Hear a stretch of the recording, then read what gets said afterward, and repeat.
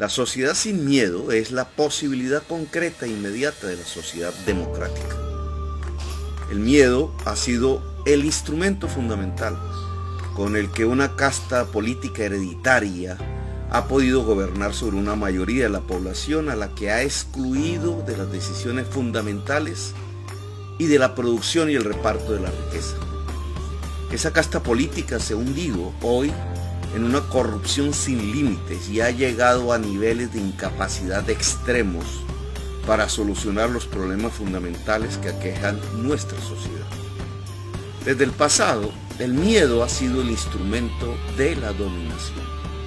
Con el miedo buscaron quitarle las mayorías a Gaitán, tildándolo de comunista, y al final lo asesinaron cuando él logró, a pesar de las masacres desatadas, la movilización nacional de las mayorías desposeídas y las clases trabajadoras que representaba. Posteriormente, con el miedo desatado por el chulavismo, lograron paralizar la energía del pueblo gaitanista que buscaba las reformas democráticas prometidas desde el gobierno de Pumarejo. El país fue gobernado durante 12 años por los aliados de Hitler, Mussolini y Franco, sin siquiera un tribunal que condenara los crímenes cometidos, un verdadero genocidio. El miedo ha sido el instrumento de la dominación, de la subordinación de toda una sociedad a lo injusto, a la sinrazón, a la adoración irracional de la muerte misma, al matarse entre sí, a la corrupción.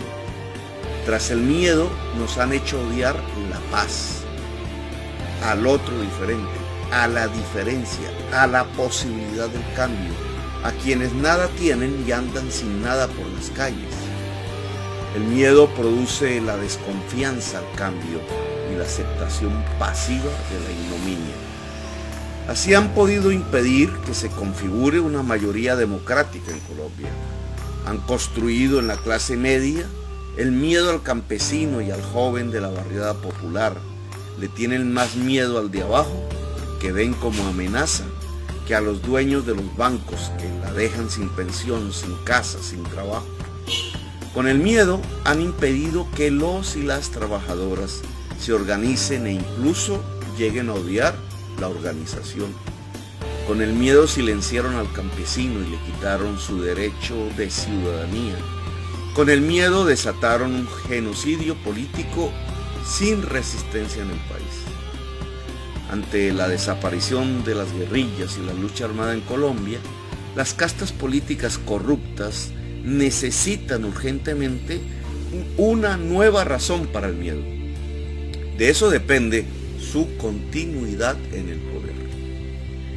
Con la ayuda de los medios de comunicación más importantes, cuyos propietarios también necesitan del miedo para vender más noticias, han encontrado la nueva bandera que aterroriza: el gobierno de Maduro, su política económica, o como la han denominado últimamente, el llamado castrochavismo, aún con Castro y Chávez ya muertos.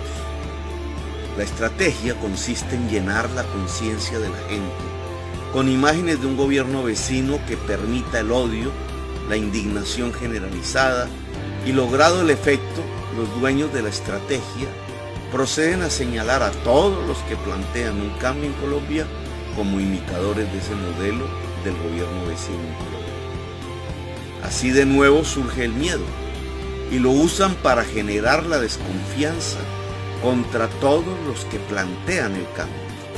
Esperan así que ese miedo lleve a la gente a votar por los mismos para que continúe lo mismo: la violencia, la desigualdad social, la economía raquítica y fósil y sobre todo el pillaje. La incapacidad, la injusticia y la corrupción quedan ocultas con el nuevo miedo. Por tanto, hay que desnudar la mentira del miedo si queremos en realidad la transformación de Colombia. Si queremos un país que pueda dotar igualitariamente de capacidades a su gente y permitirle usarlas en libertad. Y si queremos una democracia profunda en nuestro país.